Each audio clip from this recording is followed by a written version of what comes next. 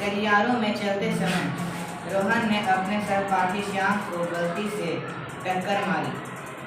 श्याम को गुस्सा आया और उसने कहा, चश्मिश, क्या तुम ठीक से नहीं देख पाते हो?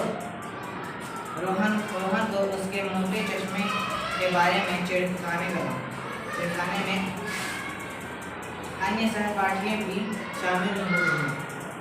रोहन परेशान था और अपने सहपाठियों द्वारा इस निरंतर चिढ़ाने के कारण अपने पढ़ाई पर ध्यान केंद्रित नहीं कर सका।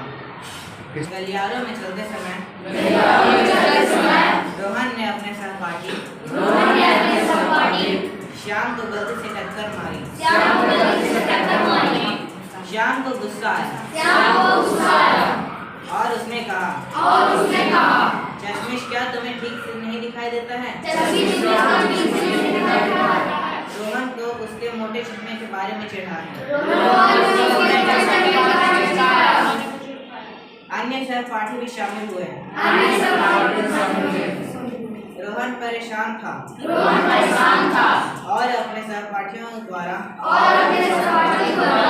इस निरंतर चिढ़ाने के कारण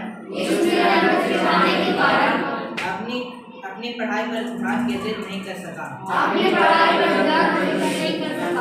आज का केस स्टडी है हम लोग का शरीर की छवि। क्या है? इसको बॉडी टॉक है ना, क्या बोलते हैं? Body talk. किसी की शरीर की छवि के बारे में बात करना क्या कहलाता है? बॉडी टॉक कहलाता है ना। तो आज हम लोग का जो टॉपिक है, केस स्टडी है, आयुष्मान भारत स्कूल स्वास्थ्य कार्यक्रम के अंतर्गत क्या है? शरीर की छवि। एक केस स्टडी दिया है कि गलियारे में चलते समय यानी बरामदे में जाते समय रोहन ने अपने सहपाठी का क्या नाम है? श्याम को गलती से टक्कर मार दी, है ना। आते जाते हम लोग टक्कर मार देते हैं दूसरे को। गलती से टक्कर मार दी। श्याम को गुस्सा आ गया। किसको गुस्सा आया? श्याम को। उसने कहा, चश्मिश, क्या तुम ठीक से देख नहीं पा रहे हो? चश्मा कौन लगाया हुआ था? श्याम लगाया हुआ था। रोहन कौन लगाया हुआ था? चश्मा कौन लगाया हुआ था? रोहन। रोहन को उसके मोटे चश्मे के बारे में चिढ़ाने में अन्य सहपाठी भी शामिल हुए, है ना। उसको चश्मिश बोला तो उसके बाद दो चार दोस्त थे, वो लोग भी बोलने लगे, है ना। चश्मिश कुछ बोल करके उसको परेशान करने लगे, है ना। अब रोहन परेशान था और अपने सहपाठियों द्वारा इस निरंतर चिढ़ाने के कारण अपनी पढ़ाई पर ध्यान केंद्रित नहीं कर सका, है ना। गलती से टक्कर कौन मार दिया? रोहन मार दिया। और चिढ़ाया कौन? किसको चिढ़ाया? रोहन को। क्या करके चिढ़ाने लगा? चश्मिश करके चिढ़ाने लगा। आए दिन हमारे विद्यालय में बहुत सारे बच्चे एक दूसरे को चिढ़ाते हैं, कुछ ना कुछ बोल कर, है ना। जो कमजोर बच्चा होता है या जिसका गांव में उस तरह से, यानी कि जिसके अपने टीम नहीं होते हैं, अपना ग्रुप नहीं होता, तो ऐसे बच्चे को लोग क्या करते हैं? चिढ़ाने लगते हैं। चश्मिश का करके, मोटू का करके, कलुआ का करके, जो भी उसको, एक बॉडी टॉक होता है। क्या होता है? Body talk. शरीर की छवि के बारे में बात करना क्या होता है? बॉडी टॉक होता है। तो उसको चिढ़ाने लगे। अब उस चिढ़ाने की वजह से क्या हुआ? उसका मन डिस्टर्ब हो गया। किसका? रोहन का या श्याम का? टक्कर कौन मारा था? रोहन टक्कर मारा था, गलती से मारा था। तो श्याम को गुस्सा आया तो श्याम ने उसको चश्मिश का दिया। अब लोग उसको चिढ़ाने लगे। अब तुम्हारे लिए एक छोटी सी बात हो सकती है चिढ़ाना। तुमको मजा आया। क्या आया? तुमको मजा आया उसको चिढ़ाने में, और तुम्हें नहीं, तुम सारे दोस्तों ने मिलकर के उसे चिढ़ाया, है ना। अब वो बच्चा क्या हुआ? वो परेशान हो गया, और इतना परेशान हो गया कि उसका पढ़ाई में मन नहीं लगा। तो इस तरह से अगर हम किसी को चिढ़ाते हैं और उसका मेंटली वो क्या हो जाता है? परेशान हो जाता है, और उसका फिर पढ़ाई में मन नहीं लगता, तो क्या उस बच्चे के लिए वो दिन अच्छा रहा? अच्छा रहा? कैसा उसको फील हुआ दिन भर? हो सकता है अगले दिन वो विद्यालय ना, अगर आ भी जाए तो क्या करेगा? वो उन सबसे दूर रहेगा, उसके सामने नहीं आएगा डर के मारे या फिर चिढ़ाएगा, है ना। अब कोई हमें चिढ़ा रहा है, परेशानी हो रही है, तो हम क्या कर सकते हैं? अगर ऐसी स्थिति में इसका चर्चा का बिंदु है, रोहन के परेशान होने और पढ़ाई पर ध्यान केंद्रित न कर पाने के क्या कारण था? क्या कारण था? उसको चिढ़ाना। अगर आप रोहन की जगह होते तो क्या करते? आप रोहन की जगह होते तो क्या करते? माफ कर देते? पीटते, सर को बोलते कि हम क्या बोलते सर को? चश्मिश करके। अगर वो बच्चा कमजोर है तभी उसको चिढ़ा रहा, मजबूत तो बच्चे को चिढ़ाएगा, वो पकड़ के क्या करेगा? पीट देगा। पकड़ के तो पीट देगा। अगर कमजोर भी बच्चा है लेकिन उसका ग्रुप है 3-4 लोगों का, तो भी पकड़ के पीट देगा, तो उसको चिढ़ाएगा? नहीं चिढ़ाएगा, उसको नहीं चिढ़ाएगा और वो चाहेगा कि हमारे ग्रुप में शामिल हो जाए। अब सोचो, उस बच्चा को इसलिए चिढ़ा रहा है तुम क्योंकि वो कमजोर है, उसका कोई ग्रुप नहीं है ना। और अगर मान लिया जाए कि उसके घर वाले भी ताकतवर हैं तब भी नहीं तुम चिढ़ाएगा, जाके अगर घर में बोल दिया तो घर पे चढ़ कर मारेंगे कि नहीं? तो वहाँ भी जानता है कि इसके घर वाला भी कुछ करेगा नहीं, इसकी मम्मी है बोलती है कुछ करेगी नहीं, है ना। तो ऐसे बच्चे को हमने पकड़ लिया और उसको चिढ़ाना शुरू किया। सर को भी बोलेंगे तो सर कितना देर करेंगे, बाहर में भी सर रहेंगे, बाहर निकलना तो तुमको बताएंगे, तो डर के मारो सर के पास जाएगा? वो बच्चा नहीं जाएगा कि अगर सर के पास जाएंगे तो फिर ये मारेगा हमको, बाहर में तो सर रहेंगे नहीं तो और पिटा जाएंगे, है ना। तो बच्चा सर के पास जाएगा? नहीं जाएगा। कोई उसका दोस्त साथी नहीं है, उसको भी नहीं बताएगा, किसी बताएगा तो दोनों ग्रुप में भी कहेगा कि तुम बताने चलता है, तुमको और पीटेंगे, है ना। अब वो बच्चा क्या करेगा बताओ? ऐसी स्थिति में क्या करेगा? उसको कहीं से कोई उम्मीद नहीं लग रहा, अब डेली उसको ये फेस करना है। अब वो बच्चा कैसे पढ़ेगा, क्या करेगा? उसको तो स्कूल आना दुश्वार होते जा रहा है, उसको डर लग रहा है कि आज जाएंगे फिर हमको चिढ़ाएगा। अब बच्चा क्या करे? तुम ही लोग बताओ। तुम में से ही कोई बच्चा हो सकता है जो किसी को चिढ़ाता है, तुम ही बताओ कि उसका हल क्या होगा, बच्चा क्या कर सकता है? तुम रोहन हो तो क्या करते हो? उस बच्चा को कौन है बचाने वाला? ये बात हमें कैसे समझना होगा।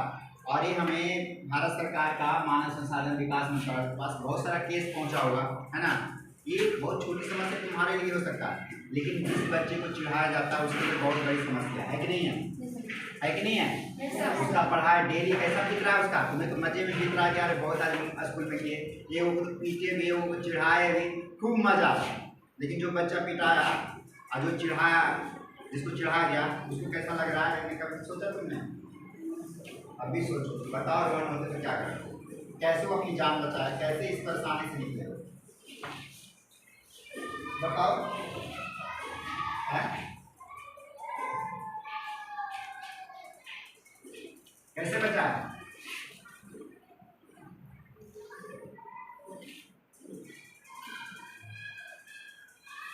किसको बोलेगा? पहले बोलना पड़ेगा उसको। अगर मान लो तुमने से भी कोई बच्चा वो है रोहन, जिसको ये सब समस्या झेलना पड़ता है, कोई ऐसा बच्चा जिसको ये परेशानी झेलना पड़ता है? कोई है?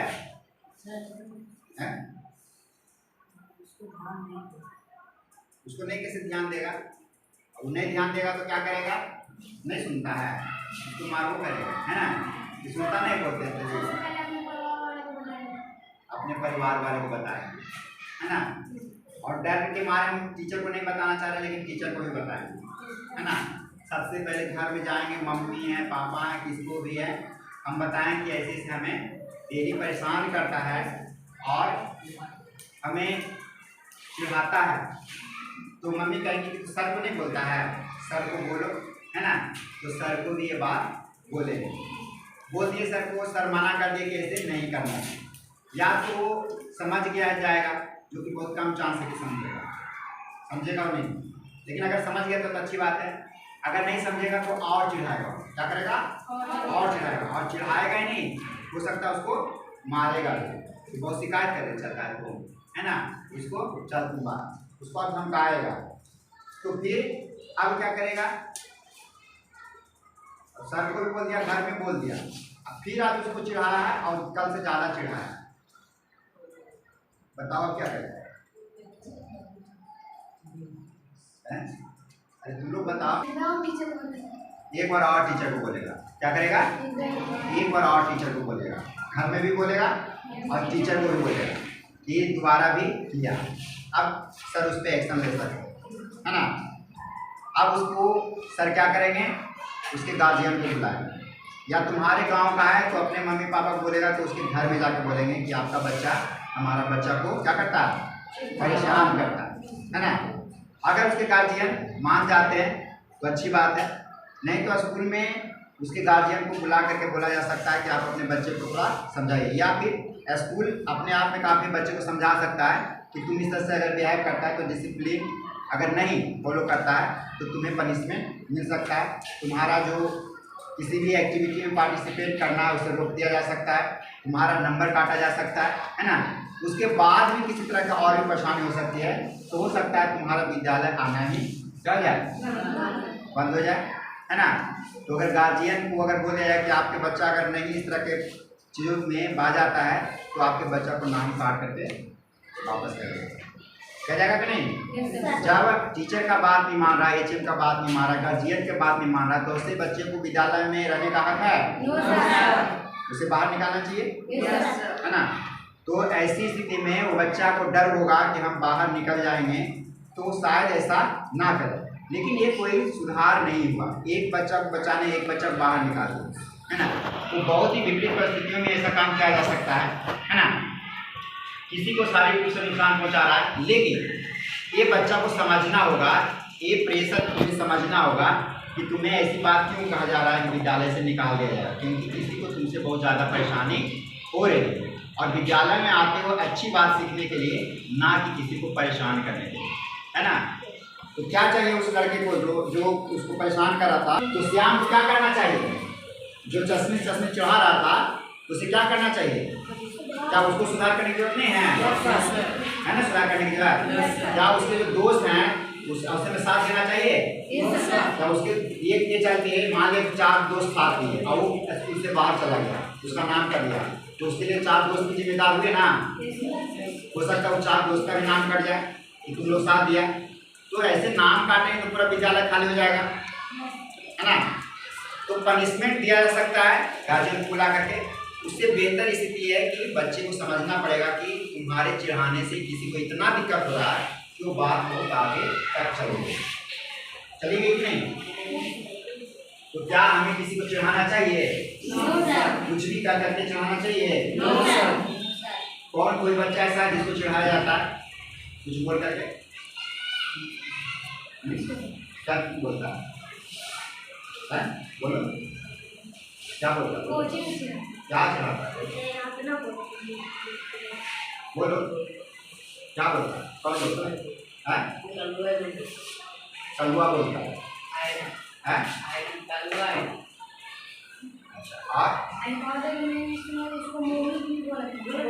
क्या